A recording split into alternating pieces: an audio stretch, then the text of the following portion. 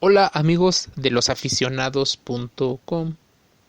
En su gustada sección de tiempo extra encontrarás este interesante tema, el principio de Peter en el deporte. Tomemos contexto.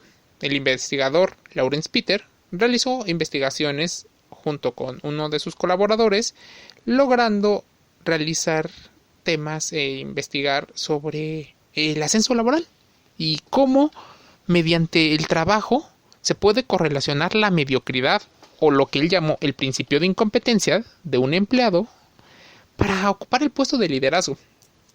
¿Cómo se relaciona? Bueno, imagínate que esto es una jerarquía o una pirámide en la cual existe un jefe, el cual tiene a su cargo algunos empleados y esos empleados tienen a su vez a otros empleados y así hasta llegar a la base. El principio de Peter menciona: en una jerarquía, todo empleado tiende a ascender hasta su nivel de incompetencia. No siempre un empleado competente tiene la capacidad de ser un buen líder, y eso podría llevarlo de ser, por ejemplo, en el mundo del deporte, de un jugador súper exitoso y un liderazgo informal, a una carrera de un desastroso entrenador.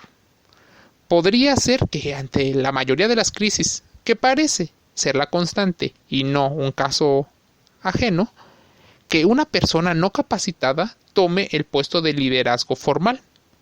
Al principio podría ser de manera provisional. Por el perfil de algunas personas podrían adaptarse mejor a algunos puestos, más si la persona que los evalúa también podría ser incompetente. Imagínense a un director deportivo contratando a un entrenador que no ha demostrado en toda su carrera que tenga las capacidades para hacer que un grupo de personas cumpla los objetivos que se ha planteado la organización, incluso ni siquiera los objetivos que individualmente se han puesto. Ser obediente podría tener grandes recompensas, pero sin duda la paradoja de esta historia tiene que ver con el rendimiento. Entre más crezca una organización, más se buscará el rendimiento, pero no siempre se alcanza justo por este tipo de perfiles de empleados. Sí, incompetencia en el deporte. Los-medioaficionados.com, así encontrarás el sitio web y encontrarás nuestras redes sociales. Seguimos con ¿por qué llegan a ser los entrenadores así? ¿Por qué ese liderazgo, ese autoritarismo? Incluso hay autores que mencionan el tema de gestión de egos dentro de un vestuario. Si hablamos de deportes colectivos, se vuelve tal vez una situación un poco más conflictiva. En deportes individuales, las estructuras no son tan grandes, dado que recae gran peso en un solo individuo, peligrosamente en uno solo, el entrenador. Los jugadores en muchos equipos deportivos o en deportes suelen ser personas aptas físicamente, pero a veces delegan muchas responsabilidades de manera directa o indirecta. ¿Qué temas dejan? Planificación, estrategia, incluso manejo de medios de comunicación, que es una de las nuevas habilidades que necesitan tanto los atletas como los nuevos entrenadores. El señor Peter publicó este libro en 1969 y desde ese momento ha sido cuestionado su aporte, incluso la forma en la que se relaciona en las organizaciones. Mucha gente lo ha demeritado y ha mencionado que sus investigaciones no tienen tanta validez y que incluso podría ser una investigación realizada solo para la temporalidad de cuando fue escrito. Pero muchos investigadores también han extrapolado el principio de Peter o el principio de incompetencia a otras organizaciones y han visto que vivir en el medio rendimiento, en la mediocridad, podría ayudar a muchas personas a mantener una estructura en la cual sigan sobreviviendo. Sí, así es. Bastante cuestionable, decisiones informales, favoritismos, cosa de todos los días si tú estás dentro o fuera del juego.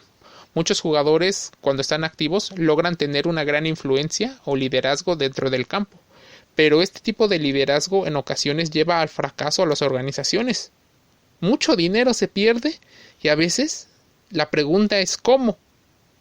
Cuando la pregunta debería decir ¿quién? Muchas preguntas deberían ocurrir antes de que se logre este gran fracaso.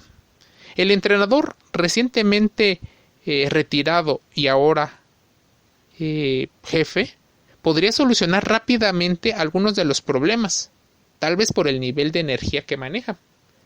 Pero esto solo es a corto plazo, pues, según Lawrence Peter, menciona que la percepción de la realidad que tienen los dueños influye fuertemente en la selección del talento que se integra al rol de liderazgo.